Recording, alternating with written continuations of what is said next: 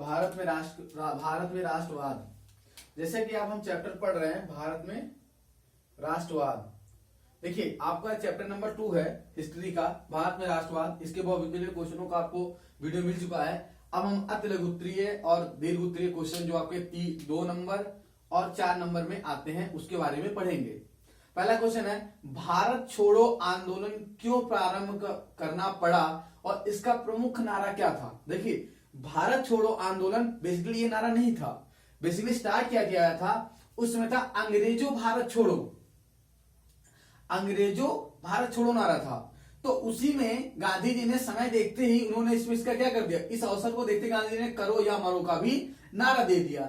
यह आंदोलन भारत में ब्रिटिश उपनिवेशवाद समाप्त करने के लिए प्रारंभ किया गया था। देखिए जब हमारा जब हमने अंग्रेजों भारत छोड़ो को नारा दिया था उसी समय वियतनाम और कुछ ब्रिटिश कॉलोनी थी जो पहले से क्या थे, उनके गुलाम थे। उन्होंने क्या किया था, अपने आप को आजाद कराया था। हम उनको देख के सीख गए कि हम भी यदि अपना एकता करके हम चाहें तो हम भी आजाद हो सकते हैं। तो होता क्या है, उसी समय गांधी जी कांग्रेस के जब वापस लौट के आते हैं और उन्होंने देखा कि देश में एकता नहीं है, सभी गुटों में सब अलग अलग धड़ों में बटे हैं, उन्होंने सबको एक किया और अपना क्या क्या मूवमेंट चलाना शुरू किया, उन्होंने आंदोलन करना शुरू किया। तो यहाँ पे क्या हुआ, यहाँ आंदोलन भारत से ब्रिटिश उपनिवेशवाद ब्रिटिश की जो कॉलोनी थी उसको खत्म करने के लिए शुरू किया गया था, क्या गया, समाप्त करने के लिए प्रारंभ किया गया था।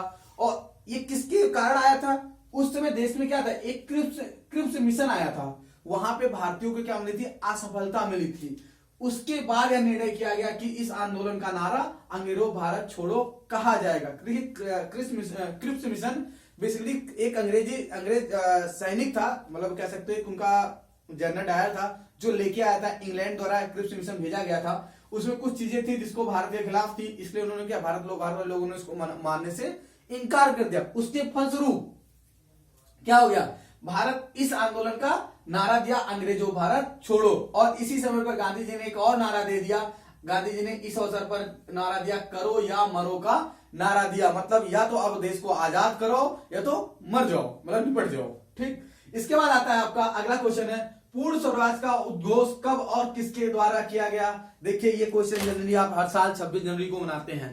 बेसिकली मैं हमेशा लोगों से पूछता हूं, बच्चों से, कि ये बताइए हम लोग 26, जैसे हमारा संविधान आप जानते ही हैं कि नवंबर में बनके तैयार हो गया था, 26 नवंबर 1949 को बनके तैयार हो गया था। लेकिन हम अपना संविधान जो आपका गणतंत्र दिवस है वो हम 26 जनवरी 1950 को ही क्यों मनाते हैं, 26 जनवरी से क्यों मनाते हैं, 2 महीने बाद कह सकते हो क्यों मनाते हैं। उसके पीछे सबसे बड़ा कारण था यही कि पूर्ण स्वराज का उद्घोष कब और किसके द्वारा किया। 26 जनवरी 1929 को कांग्रेस के लाहौर अधिवेशन में जवाहरलाल नेहरू के नेतृत्व में भारतीय स्वतंत्रता सेनानियों ने पूर्ण स्वराज का संकल्प लिया था।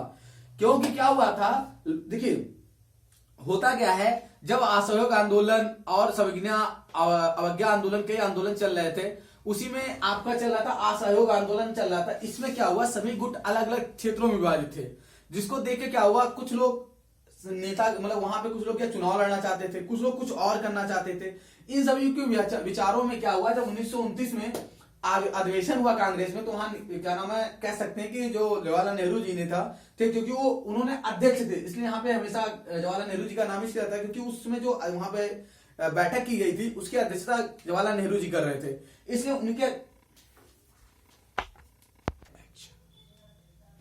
तो हमारा जो चल रहा था आप देख सकते हैं, क्या नाम, पूर्ण स्वराज का उद्घोष कब और किसके द्वारा। देखिए 26 जनवरी 1929 को कांग्रेस के लाहौर अधिवेशन में जवाहरलाल नेहरू के नेतृत्व में भारतीय स्वतंत्रता सेनानियों ने पूर्ण स्वराज का संकल्प लिया था। तो आपका पहला क्वेश्चन था स्वराज का उद्घोष कब हुआ, 26 जनवरी 1929 को, और किसके द्वारा किया गया, जवाहरलाल नेहरू के द्वारा। ये क्वेश्चन आपका 2 नंबर में आता है या 4 नंबर में आता है। तो आज से आपको एक क्वेश्चन का और आंसर पता चला गया कि आप गणतंत्र दिवस 26 जनवरी को ही क्यों मनाते हैं, क्योंकि एक पर्व के रूप में हम मनाते हैं। 26 जनवरी 1929 को आजादी हुई थी, हम अपने देश के जो प्रमुख कह सकते हो पूर्वज थे उनकी चीजों को और अच्छे से मनाने के लिए हमने 26 जनवरी 1950 अपना गणतंत्र दिवस मनाना शुरू किया। एक क्वेश्चन आता है, जनरली पूछा गया था प्रीवियस ईयर में, कि ब्रिटेन के राष्ट्रीय झंडा तथा राष्ट्रगान का उल्लेख कीजिए। तो पूछा जाता है, वैसे हम दूसरे देश का जैसे भारतीय झंडा तिरंगा है, वैसे इनके भी देश का नाम है। ब्रिटेन के राष्ट्रीय ध्वजा को क्या कहते हैं, यूनियन जैक, क्या कहते हैं, यूनियन जय कहते हैं। और ब्रिटेन का राष्ट्रगान का एक अंश है गॉड सेव द किंग। इसका मतलब भगवान हमारे राजा और रानी को सुरक्षित रखें। ये इनके क्या है, इनके राष्ट्रगान का एक शब्द है। जैसे भारत में अगर भारत का राष्ट्रगान है उसमें आप विंध्याचल होता है, आप जैसे जनगण मन क्या करते हैं एक अंश है, वैसे इनके क्या हुआ राष्ट्रगान का एक अंश है। फिर अगला क्वेश्चन, 2 अक्टूबर को जन्म लेने वाले 2 प्रमुख भारतीय व्यक्तियों का नाम लिखिए। देखिए सभी लोग 2 अक्टूबर को गांधी जयंती के रूप में मनाते हैं, लेकिन बहुत ही आप कह सकते हो लगभग बहुत कम लोग ही ध्यान रखते हैं कि 2 अक्टूबर को हमारे देश में 2 प्रमुख लोगों का जन्म हुआ था। एक थे आपके महात्मा गांधी, जिनका जन्म 2 अक्टूबर 1869 को हुआ था, और उसी दिन लाल बहादुर शास्त्री का भी जन्म हुआ था, जो भारत के दूसरे प्रधानमंत्री हुए, जिनका जन्म 2 अक्टूबर 1904 को हुआ था। फिर अगला क्वेश्चन आता है, असहयोग आंदोलन कब और क्यों वापस लिया गया। अच्छा देखिए, इस क्वेश्चन का मैंने आंसर तो नहीं लिखा है, बट आपको मैं इसके समझा सकता हूं कि असहयोग आंदोलन कब और क्यों वापस लिया गया। देखिए असहयोग आंदोलन जब स्टार्ट किया गया था, इसका नाम ही है असहयोग। असहयोग मतलब, यहां असहयोग से मतलब ये था कि देखा गया, गांधी जी ने ये चीज सोचा कि असहयोग मूवमेंट चलाया जाए, मतलब असहयोग आंदोलन जाए। क्यों चलाया जाए? क्योंकि अगर अंग्रेज हमारे ऊपर राज कर रहे थे उसकी देन भी हम ही थे। कह सकते हैं कि जो अगर अंग्रेज हम पर राज कर रहे थे उसकी देन कौन थे? हम ही थे। क्यों? क्योंकि उनके हर कार्य में सहायता कौन कर रहा था? हम कर रहे थे। और बेसिकली कहना क्या था, देखिए अगर हम उनकी मदद ना करते, जैसे देखिए उनकी सेना में कौन थे? भारतीय थे। उनके व्यापार में कौन थे? भारतीय थे। उनके उच्च पद मतलब पदों में जो भर्तियां हो रही थी, या फिर कहते उनके कार्यों को देखने वाले कौन थे? भारतीय थे।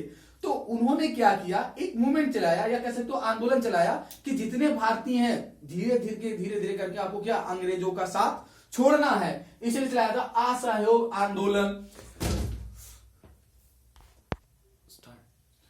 असहयोग आंदोलन कब और क्यों वापस लिया गया? देखिए असहयोग का मतलब यहां पे हमने आपको बता रखा है कब और क्यों लिया। देखिए इसका वापस लेने का कारण था, गांधी जी ने इसको अहिंसा के रूप में बनाया था कि हमको कहीं भी अंग्रेजों के साथ युद्ध नहीं लड़ना है, ना को हमको कुछ भी कहने का मतलब उनका कहना ये था कि हम इसको असहयोग आंदोलन को बिना किसी हिंसात्मक कार्रवाई या किसी चीज के हम क्या करेंगे, इसका मूवमेंट चलाएंगे, हमको कहीं भी हिंसा नहीं चाहिए। गांधी जी इस चीज देखिए ये व्यापक रूप ले रहा था, जैसे जैसे ये व्यापक रूप ले रहा है, व्यापक रूप मतलब ये कि जैसे पूरे देश में फैल रहा था वैसे वैसे हिंसात्मक घटनाएं भी फैल रही थी। और गांधी जी आपको याद होगा 5 फरवरी क्या था, 5 फरवरी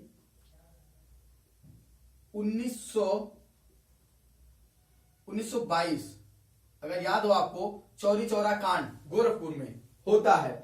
क्या होता है, यहां पर एक पुलिस चौकी को पूरा जला दिया, जिसमें जिंदा सैनिक जल जा, जिसमें क्या होता है जिंदा पुलिस वाले जल जाते हैं। जिसके बाद गांधी जी ने इससे क्षुब्ध होकर, या कह सकते हो इससे परेशान होकर, उन्होंने असहयोग आंदोलन वापस ले लिया। तो आपका क्वेश्चन क्या था, असहयोग आंदोलन कब वापस लिया गया? 5 फरवरी 1922 की घटना के बाद असहयोग आंदोलन वापस ले लिया। क्यों वापस लिया गया? क्योंकि क्या हुआ था 5 फरवरी 1922 को क्या चौरी चौरा कांड होने के कारण इसको वापस ले लिया गया। फिर अगला आपको आता है रॉलेट एक्ट क्या था, उसका विरोध कैसे किया गया और क्या परिणाम हुए। देखिए रॉलेट एक्ट जिसे कह सकते हो आज के समय में काला, उस समय काला कानून कहा जा रहा था। इसमें क्या था, सरकार अपनी मर्जी से बिना कारण बताए किसी को भी 2 साल जेल में डाल सकती थी। जैसे इस समय हमारे अंदर देशद्रोह हमारे देश में जो चल रहा है इस समय, कह सकते हो किसी के ऊपर, खासकर यूपी में किसी के ऊपर क्या होगा, आप क्या लगा रहे हैं, अगर लग रहा है किसी के ऊपर क्या लगा, देशद्रोह का मुकदमा लग गया। देश में आप कोई भी करते हैं तो क्या होता है, बिना बताए आपको क्या जेल में डाल दिया जाएगा और 2 साल तक बिना किसी की जानकारी को आपको रखा जा सकता है। वही था ये कानून। इसके विरोध में क्या हुआ, इसका विरोध कैसे किया गया, इसका विरोध लोगों ने क्या किया, आंदोलन करके किया, इसको वापस लेने के लिए। और अंग्रेज शासन इसको इंप्लीमेंट करने के लिए बहुत ज्यादा सख्ती की, और इसका एक परिणाम हुआ 1919 वाला जलियांवाला हत्याकांड, जो किसके, जनरल डायर के तत्वाधान में हुआ था। 1919 जलियांवाला बाग हत्याकांड।